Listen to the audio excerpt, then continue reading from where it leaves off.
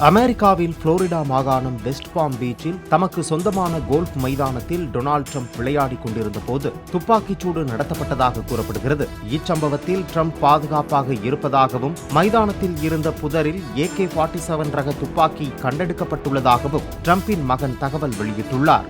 ட்ரம்புக்கு 450 metre தொலைவில் துப்பாக்கியுடன் தென்பட்ட நபர் மீது பாதுகாப்பு படையினர் சுட்டதாகவும் காரில் தப்பிச் செல்ல முயன்ற ரயான் வெஸ்லி ரூத் என்பவரை கைது செய்து விசாரித்து வருவதாகவும் போலீசார் தெரிவித்தனர்.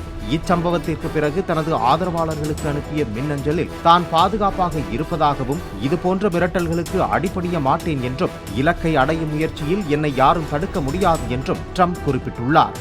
ட்ரம்ப் பாதுகாப்பாக இருப்பது அறிந்து மகிழ்ச்சி அடைவதாகவும் அமெரிக்காவில் வன்முறைக்கு இடமில்லை என்றும் கமலா ஹாரிஸ் X வலைதளத்தில் பதிவிட்டுள்ளார். கடந்த ஜூலை மாதம் பென்சில்வேனியாவில் தேர்தல் பிரச்சாரத்தில் ஈடுபட்ட ட்ரம்ப் மீது துப்பாக்கிச்சூடு நடத்தப்பட்டதில் லேசான காயங்களுடன் அவர் உயிர் தப்பியது குறிப்பிடத்தக்கது.